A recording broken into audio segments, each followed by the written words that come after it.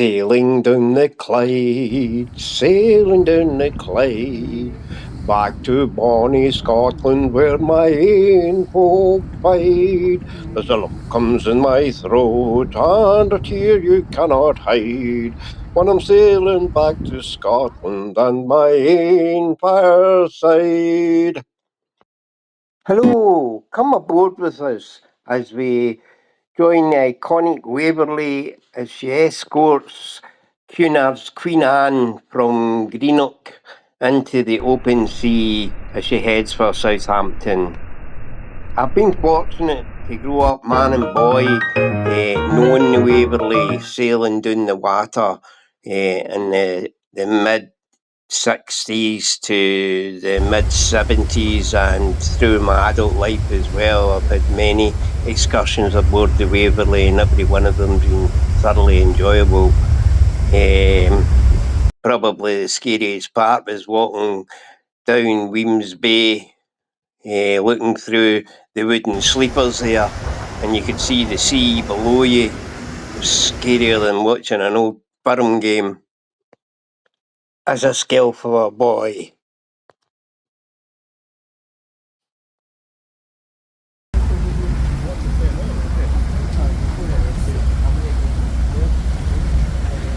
turning off Kilcreggan, off the point here on our port side at Roseneath Peninsula, and heading across the Upper Firth, back across to Cowell and the town of Dunoon. There is a view into the River Clyde, where the Waverley will be entering as soon as we head back from Dunoon to pick up our passengers from Greenock for the evening. There you see Calmax, Caledonian Isles heading in for further repairs, and the Queen Anne already alongside the ocean terminal where she arrived this morning at 4 o'clock.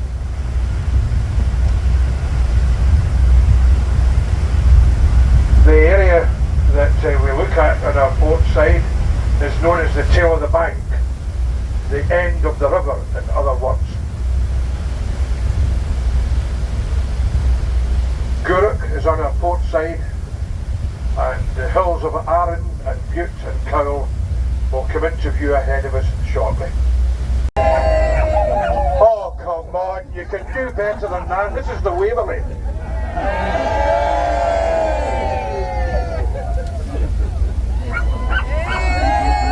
Let's give them another one. Hip hip.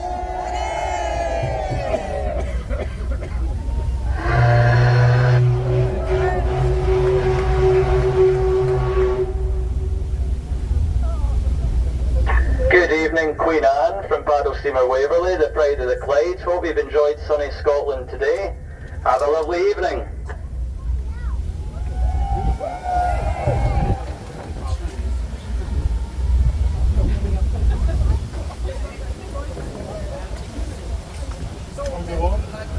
Well, the pilot is Matt. He's well known in the estuary of the Clyde. He's up on the bridge with the captain of the Queen Anne, and they're just singling up, which is the nautical terminology for getting the ropes ready. They're cast off, and she's on time. She'll be sailing very shortly.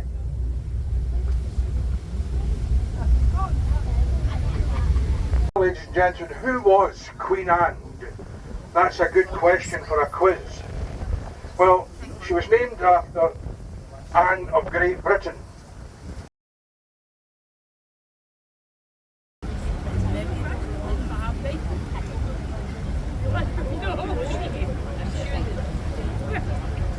Well, the Queen Anne's up to about 11.5 knots now, ladies and gentlemen, and I do appreciate you're all here to see it, but let's give the Waverley a wee chance.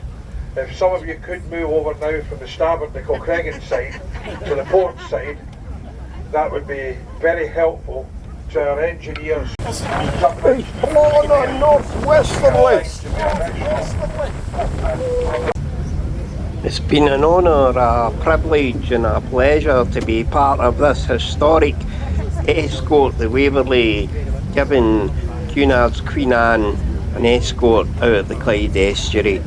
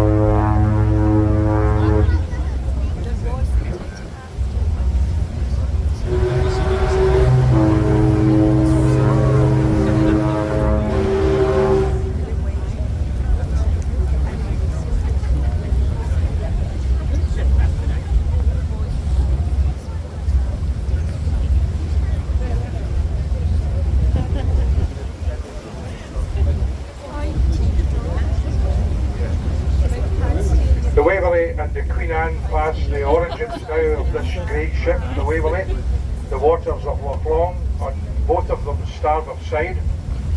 The Waverley comes up to view the Clock Lighthouse. First lit for navigation in this estuary of the far-famed Firth of Clyde, 1797. What a story, as I've said as often, that lighthouse could tell if it came to life and wrote its story. The numbers of ships that's witnessed, legends in their own lifetimes.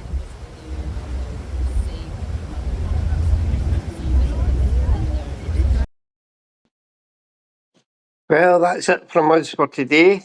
Thank you very much for watching this video. If you watched it to the end, really appreciate it. And hasta la vista. We'll catch you all later. Bye-bye now.